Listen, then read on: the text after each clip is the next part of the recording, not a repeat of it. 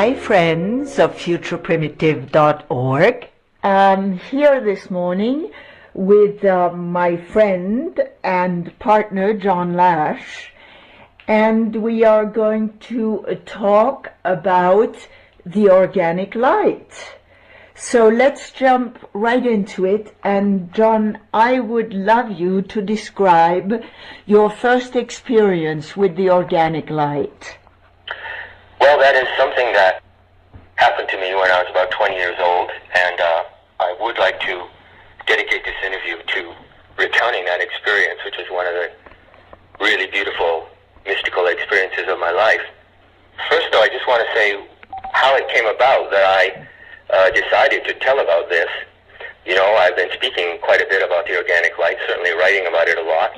We did a couple of interviews, one of which I wasn't totally happy with, so I had to remove it. And a while back, I guess it was in June, I was reflecting, and it occurred to me that I was somehow uncomfortable in speaking about the organic light. So I asked myself why.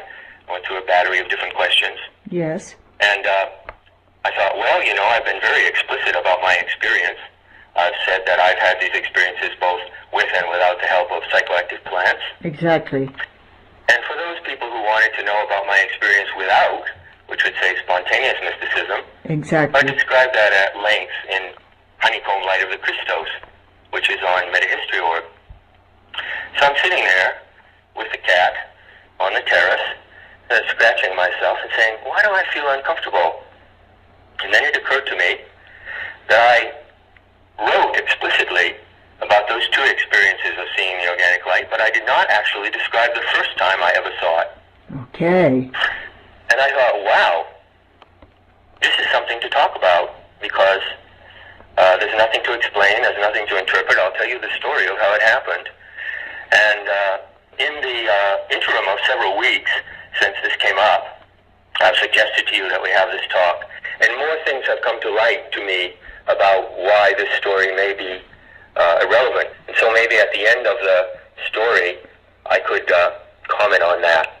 I just want to interrupt you one moment to say to our listeners that on your request, I did remove the talk number 3 of Rapture and Revolution, which was about that. So this the organic light, but it wasn't. I listened to it a few times, and I thought that it was a bit digressive. Okay. And this is a subject that really needs to be talked about in naked honesty and in great simplicity, which... Beautiful. Yeah. So let's move into it. Well, when I was around 20 years old, I was traveling in Thailand and Southeast Asia with a friend named Lash, who still lives there now. Yes. And Lash and I were in Bangkok, hanging around, and we decided to go to Cambodia to visit Angkor Wat. So we hitchhiked out of Bangkok. I don't remember how we got out of the city. It's an enormous place. Hitchhiked toward the Thai-Cambodian border at a certain point. And then not far on the other side of the Cambodian border is a little town called Siem Reap. A little French colonial town, very shabby at the time. We were there in October. It was beautiful weather, calm, light, clear light, but absolutely nobody around, not a tourist in sight. So we were at the hotel in Siem Reap. We checked in. Yes. And the first day, we walked across the large moat to Angkor Wat, which is, of course, a famous site that many people would recognize. Yes, yes. By those black towers. And we spent the day wandering around. We were the only people there except a few kids tending these water buffaloes. It seems like all of Cambodia had been left to us at this moment for some reason. Yes. And so we saw Angkor Wat, and we saw the bas-reliefs and so forth and so on. We were not particularly impressed somehow. So we came back to our hotel room that night. And the next day, I inquired at the lobby about renting a couple of bicycles, which I think cost 20 cents a piece. We rented these old rickety bicycles, and we set out into the marsh, which is Cambodia's just a really huge marsh. And there are hundreds of temples buried out there in these banyan trees and in these marsh-like areas, some of which have been raised by artificial plateaus. So we headed out in that direction on our bicycles, clicking and clattering along. And our intention was specific, to go to another site called Harcourt-Smith. Uh-huh. Harcourt-Smith is a complex just as big as Angkor Wat. It's surrounded by a huge moat. And when you arrive there and you cross the moat, it's extremely impressive, because on either side of the moat, there are these long Naga serpents, and there are people holding these serpents. And so you go across the serpent bridge and you enter into this enchanted place of Angkor-Smith. I don't know what Angkor-Smith is technically called. This is Khmer architecture of the 10th century, 11th, 12th centuries. I don't know what it's technically called, but I think it's called the Temple of the Bodhisattvas, because Angkor-Smith has these towers, and they're very high. You look up at them, about 20 feet high. And they have 4 faces, and each of those 4 faces is about 6 feet wide and 8 to 10 feet high. Yes. And on each of those 4 faces of all of the towers of Angkor-Smith is the smiling face of a bodhisattva. The typical Asian Thai bodhisattva, but really more Cambodian, with those kind of almost curling thick lips. Yes. Every bodhisattva has a different smile. Every bodhisattva has a different look in its eyes. And I think there are 116 of them. Wow. So at that time, there was nobody at Harcourt-Smith, nobody but us, not even the chickens. But they had cleared a lot of it. They had cleared, there were still rooms that were overgrown with banyan trees. But it had basically been cleared, so you could wander around the grounds and look up. Yes. And we were just there by ourselves at midday. I was wandering around the grounds and looking up. And after about half an hour, I had this uncanny impression that the whole site of Harcourt-Smith was really the presence of a bodhisattva, an invisible presence. And that when I walked around the towers and my eyes shifted from one bodhisattva face to the other, yes, the whole site came alive, and this bodhisattva was looking at me through all these 116 faces at the same time. That was quite a lovely sensation, which I remarked to my friend Lair, yes, which I needn't have done because he was also deep into the same thing. So we mellowed out in that pretty deeply, as you can imagine. I call this lounging in high magnificence, palatial. We climbed on our rickety old bikes and we struck out. We struck out in no particular direction. I don't know if we were intending to go back to Siem Reap or what. And it was easy to do because the roads in Cambodia are perfectly flat. It's a flat, marshy land, at least in that area. And so bicycling is nothing, you know, even these old cranky old bikes that had the chain guard that shuddered a bit. You just had to pedal along slowly and you were absolutely flat. You could kind of float along. The roads were tarmac, the road we were on. It was about 1.5 lanes wide, very eaten up at the edges, but it was an even road. It wasn't buckled by heat or anything. So you could just glide down this road. So we pulled away from Angkor-Smith, and after some time, we came into a long stretch of road. And it was absolutely straight as an arrow, as far down as I could see, which was probably maybe a mile, I don't know. And it was in a beautiful, calm time of the mid-afternoon. The air was slightly heavy, languid, as it is in the marshes, but very, very clear, kind of a limpid air. It wasn't too hot. It was October. It's one of those days, one of those moments. You know what I mean? You just could have gone on forever. Yes. So we're pedaling along. Lair was about 20 feet behind me. And we come to this place where there's an irrigation ditch on the left side of the road. It was quite a wide ditch. It's about 6 feet or 8 feet wide. And it had some brown water in it, but it wasn't too deep, maybe a couple of feet deep. And there was an embankment about 8 feet long going down to the ditch. Not too steep, not at 45 degrees, but a steep embankment. And I noticed how neatly kept the embankment was, and I followed the line of the river, which followed the line of the road directly ahead of me. Yeah. Then at a certain moment, we're just pedaling along, totally in complete comfort. I saw a little village come up, tiny little hamlet. And it consisted of maybe 8 or 10 houses on the right side of the road, which were in 2 stories and had porches, wooden porches. Mm-hmm. The left side of the road, I noticed that there were 3 kind of inferior houses or shacks. Yes. That were jutting out over the water. You know how they build many houses in that part of Southeast Asia up on poles? Yeah. So there were those 3 houses. And we were pedaling along in an October afternoon in Cambodia. And as we started to approach the little hamlet, I noticed a group of children playing in the irrigation ditch to my left. And there were maybe 10 or 15 kids, boys and girls. You could tell the girls by the fact that they had their sarongs wrapped and tied over one shoulder. Uh-huh. The boys had their sarongs around their waist. They were your typical Cambodian children. Didn't look unhealthy, looked quite happy, nut-colored, with their round, cheery faces. So I didn't think much of that. I'm pedaling along, get a little closer to this group of children playing in the irrigation ditch. And then, quite in an involuntary way, my eyes went to one of those children. I don't know why. My eyes just went to one of those children. And I was then, I would say, about, well, it's a long way away, Yeah. about 300 yards from them. Yes. You know, that's like almost 1,000 feet. Mm-hmm. They were all splashing around in the water, but my eyes went to one of these children, which was a girl. And then something happened, which I knew was inexplicable at the moment.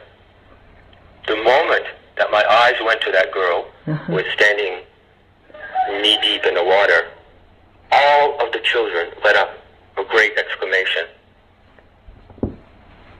They all started to shout. Uh-huh. And jump up and down with great excitement. Well, this all happened very fast, you have to reckon. Mm-hmm. But something told me that they were behaving that way because my eyes laid on this girl. Well, sure enough, they started to gather around her and sort of make wild gestures, and she very quickly pulled her sarong around herself. Yeah. And started to clamber up the embankment. Now, between the moment that I set eyes on her and the moment that this cry went up and the moment that she started to climb up the embankment and she slipped a little in the mud, wasn't a second. In that second, I swear to you, I was up standing on the pedals of this bicycle, Yes. pedaling like a maniac. And I just did it. I just did it. I was standing and pedaling as fast as I could. I saw the girl. I was closing in on this group of children. Uh-huh. The other children stayed in the irrigation ditch, but they were still very excited, and they were watching the girl clamber out. She got up to the level of the road, and I was closing in on her fast. Yes. Say, I'm about less than 100 yards away now, and I am pedaling like crazy. I tell you, standing up. She runs down the street, on the same side of the street, and she runs into one of those ramshackle houses that was up on poles. Yes. The moment that she gets through the door, I arrive, fly off my bicycle while it's still going. Uh-huh. Bicycle crashes on the ground. The momentum of coming off the bicycle thrusts me toward the house, and I have to stop there, put my hand up against the flimsy wall to keep from being thrust right inside the house. Uh-huh. So I hope this picture of how this happened is clear, Yes. because it was very physical what happened, Yeah. and it was involuntary. Got you. Got me. Well, these houses don't have any doors, you know. It's like the Chinese style in Thailand and Cambodia. They have an open doorway to the house, and then they have a panel that's parallel to that doorway. The idea is that the panel keeps demons from going in and out, because demons can only make right angles or straight lines. So people have to go into the house diagonally. Uh-huh. You get the picture? Yes, get the picture. She had ducked into the house diagonally, of course. So I ducked in after her. 2 seconds later, I could see the trail that she left on the floor, the wooden floor of her feet. And I found myself standing in a small room, maybe 10 by 12 feet, with very rudimentary furniture, some teapots, some lamps, kind of scrolls on the wall, an empty room. And I looked to my right, and I saw another open doorway. There are no doors, open and closing doors in these houses. Yes. I saw a doorway to another room, and I stopped, and I listened. And I heard this girl panting, and I knew she was standing in the other room. So I walked around this furniture, because this room was cluttered. I don't know where they sat down, because there were things everywhere. Carefully walked around the furniture, and went over to the doorway of the room where she stood.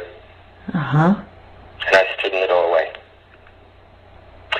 Well, there was a Cambodian girl, about 12 years old, prepubescent, I would say. You could see the lines of her body very well, because her sarong was soaking wet, clung to her body. It nodded over one shoulder, and she had one of her hands under the armpit of that shoulder. I think she had her other hand on her tummy. And there was water around her on the ground, on the floor, and there was water dripping from her body and dripping from her ears. She was standing about 6 feet in front of me. I looked at this girl, and my mind then did a very funny thing. Uh-huh. Now, I don't know how I can explain this to you. At that moment, I really didn't have my mind. I didn't know it, but I'd lost my mind. I was in an altered state. Uh-huh. But my mind continued to be there, sort of like a dummy, a ventriloquist dummy. Yeah. And my mind assumed a very strange tone of voice. You would think that you were talking to God if it didn't sound like a total idiot. Okay. So my mind says to me, What? What is that? What is that you're seeing? My mind is talking to me, really. Is this God or a total idiot, Uh-huh. It is very strange, and my mind was drawling. But I had thoughts, and I was sober, I think because I had been at Angkor Thom, and because I had gotten into kind of an elevated state by that sense of being in the presence of the Bodhisattvas. Yes. Yeah. That it prepared me for this experience. Mm-hmm. Yeah. Yeah, it's because I was sober and clear, but my mind was kind of like an answering machine that was running down. Yeah, an appendage. Yeah, an appendage, but it was operating. Uh-huh. And it was saying, how can it be like that? Yeah. And how can it be like that? Uh-huh. Like what? And saying, well, how can it be so beautiful? And it's saying, what? What's beautiful? It's saying, well, look at her forehead. How can her forehead be so beautiful? Mm-hmm. And even though my mind was doing this very strange, HAL imitation, howling. HAL, that's what I was going to say. HAL 2000. Yeah, 2001, the computer slowing down. Sure. Even though it was doing that, it was giving me very, it was monitoring the situation, and it was prompting me very well. Mm-hmm. So my mind says to me, well, do you see the light? Do you see the way the light falls on her forehead? Isn't that beautiful? Oh. And I said, oh yeah, that is really beautiful. And so my mind said, well look. And at that point, the girl who had been panting when she got in, got a little tense. And I could tell that she was not afraid. She was looking up at me with her eyes wide open. She didn't smile, she was passive. Yes. The water was dripping off her, but I felt a certain tension in her. Not fear, just a certain tension. The tension came when I decided to give my total attention to her forehead. Exactly. Well, I gave my total attention to her forehead. My mind is still there. Saying, you see the way the light falls on her forehead? Yeah. See how beautiful that is? And I'm saying, yeah, I see. You know? And I keep looking. And then my voice, be it God or an idiot, I swear, says to me, but no, John, no, it's not that.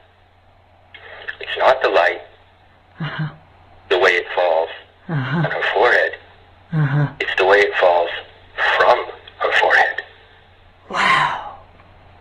And at the moment that I had that thought, and what I'm describing to you here probably took 40 seconds, Yes. 30, 40 seconds, I saw a torrent, a slow torrent of soft, luminescent, pearly light pouring from the forehead of this 12-year-old Cambodian girl. All over me. And I looked into that light for the first time. I looked into the depth of the organic light by looking at the forehead of this girl. Wow. And as I looked into that light, I realized that I was in it, and that I was standing at the end of that torrent in a huge pool or globe of this soft, pearly, cloud-like light. And I went into absolute and total ecstasy. Every cell in my being, everything that I knew and felt at that moment went into complete rapture. And I stood there gazing at the forehead of this girl. She looked back at me. It's impossible to say how long that lasted, of course, as you know. It certainly, in real time, only lasted a few seconds. Yeah. I was completely. Yeah. Yeah. And I was emptied of all sense of being, all sense of individuality. And I guess if I were to search for any emotion that I felt, it was gratitude. Because I never felt so much gratitude in my life. I probably didn't even know what gratitude was. I was 20 years old and totally lost. Of course. The next thing I know is my friend Lair, who's a very discreet and beautiful human being, is touching me on the shoulder, on my left shoulder, Yeah. tugging on my shirt and saying, John, come on.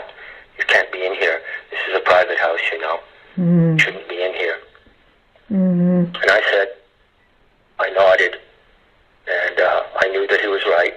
And so I gave her a look, and a knowing look. And then I turned to my left, and Lair literally led me out of that house like I was a blind man.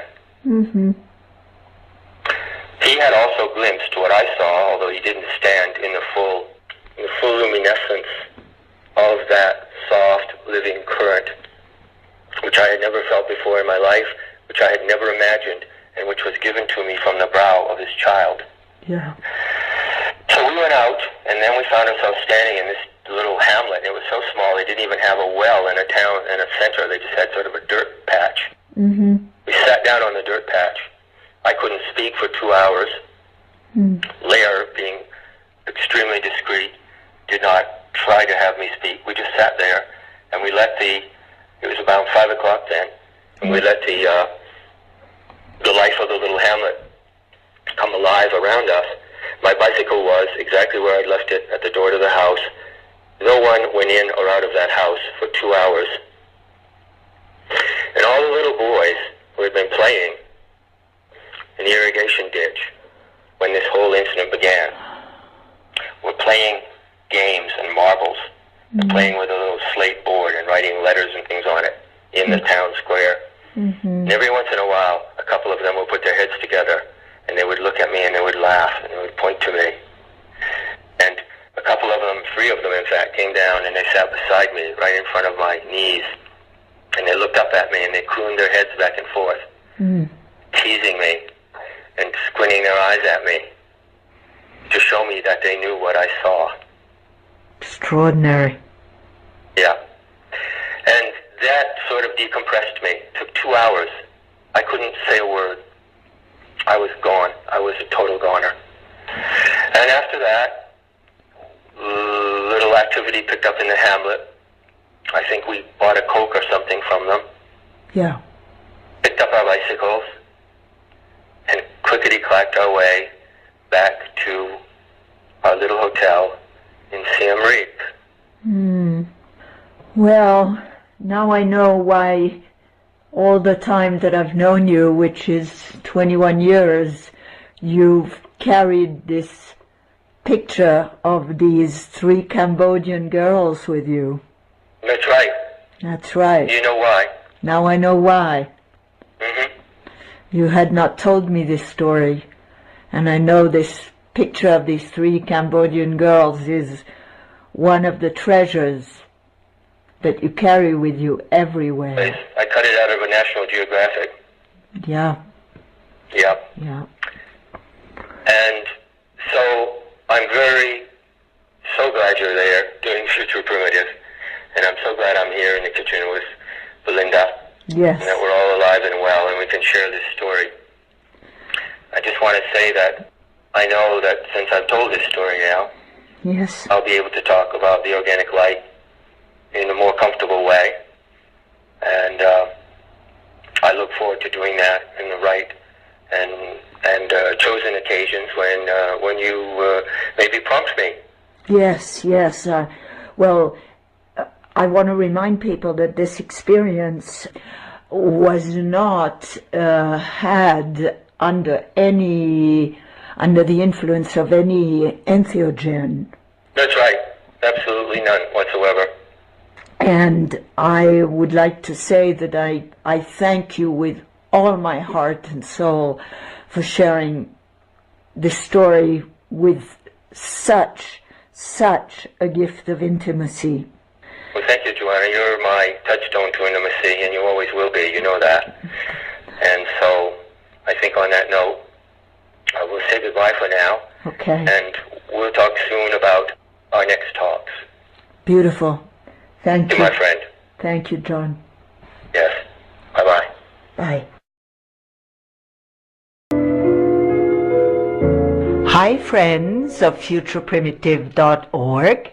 I'm here this morning with my friend and partner, John Lash, and we are going to talk about the organic light. So let's jump right into it. And John, I would love you to describe your first experience with the organic light. Well, that is something that happened to me when I was about 20 years old, and I would like to dedicate this interview to recounting that experience, which is one of the really beautiful mystical experiences of my life. First, though, I just want to say how it came about that I decided to tell about this.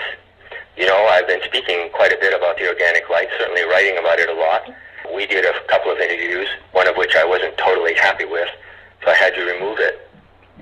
And a while back, I guess it was in June, I was reflecting, and it occurred to me that I was somehow uncomfortable in speaking about the organic light. So I asked myself why. I went through a battery of different questions. Yes. And I thought, well, you know, I've been very explicit about my experience. I've said that I've had these experiences both with and without the help of psychoactive plants. Exactly.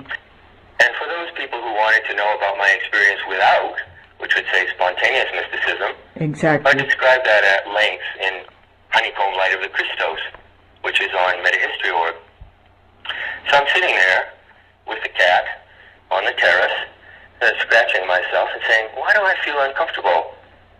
And then it occurred to me that I wrote explicitly about those two experiences of seeing the organic light, but I did not actually describe the first time I ever saw it. Okay. And I thought, wow, this is something to talk about, because there's nothing to explain, there's nothing to interpret. I'll tell you the story of how it happened.